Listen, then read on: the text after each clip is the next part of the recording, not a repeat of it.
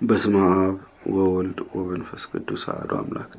ጥር 26 በዚች ቀን የጻድቅ አርቃዴዎስ ልጅ በሆነ በጻድቁ ቴዎዶስዮስ ዘመነ መንግስት 49 የሆኑ የከበሩ አረጋውያን መነኮሳት ከንጉሥ መልእክተኛ ከልጁም ጋር በሰማዕትነት ሞቱ። የሰማዕትነታቸው ምክንያት ቴዎዶስዮስ ልጅ አልነበረውም። በአስቄጥስ ገዳም ወደሚኖሩ አረጋውያን መነኮሳት ልጅን ይሰጠው ዘንድ ወደ እግዚአብሔር እንዲማለዱለት እየለመናቸው መልእክትን ላከ።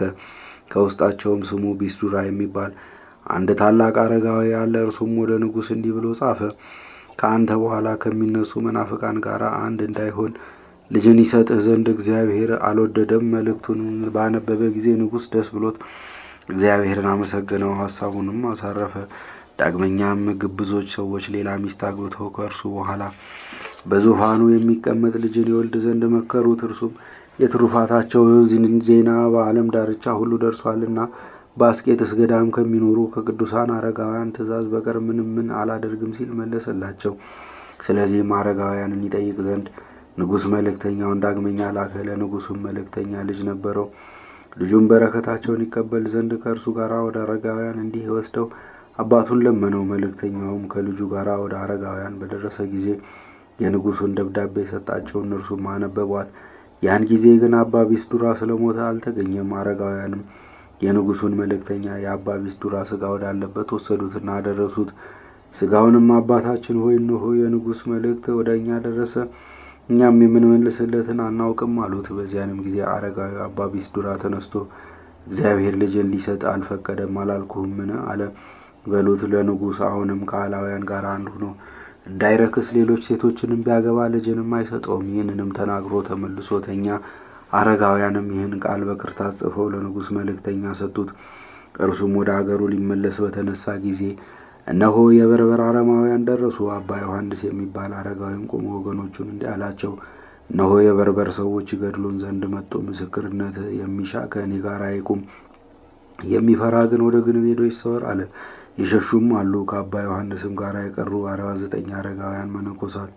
የንጉሥ መልእክተኛም ልጅ ከጎዳና ጉዞ ላይ ዞር ሲል በአረጋውያን ሰማዕታት ራሶች አክሊላትን ሲያኖሩ መላእክትን አያቸው። የዚያም ጎልማሳ ስሙ ዲያስ ነው። አባቱንም እንሆ በአረጋውያን ራሶች ላይ አክሊላትን ሲያኖሩ ረቂቃን መላእክትን አያለሁ።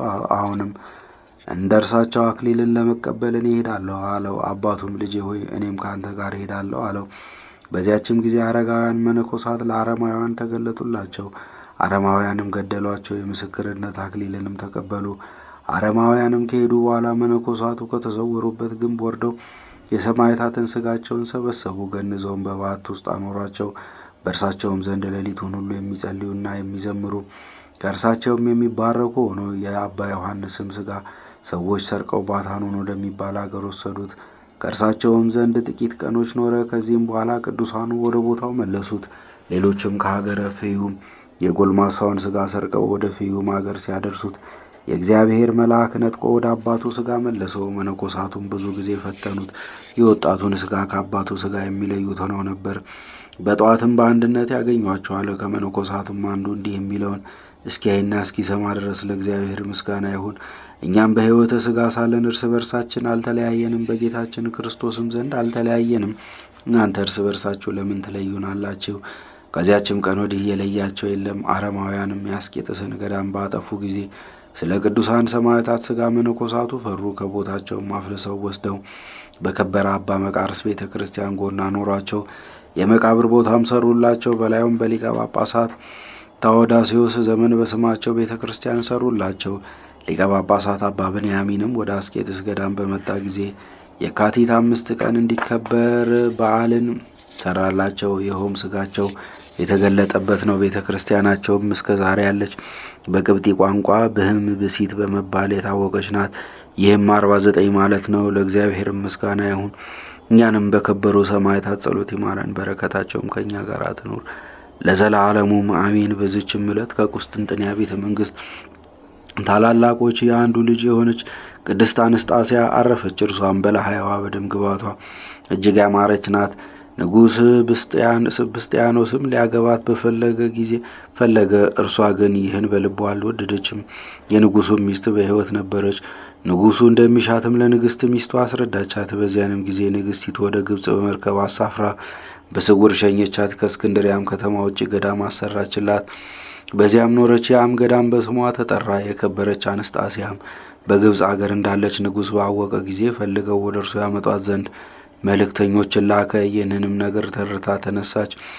የወንዶችንም ልብስ ለብሳ መስፍንን መሰለች። ወደ አስቄጥስ ገዳም ሄዳ ወደ አበምኔቱ ወደ አባ ዳንኤል ገባች። ምስጢሯን ሁሉ ገለጠችለት። እርሱም ወስዶ በዋሻ ውስጥ ለብቻዋ አኖራት።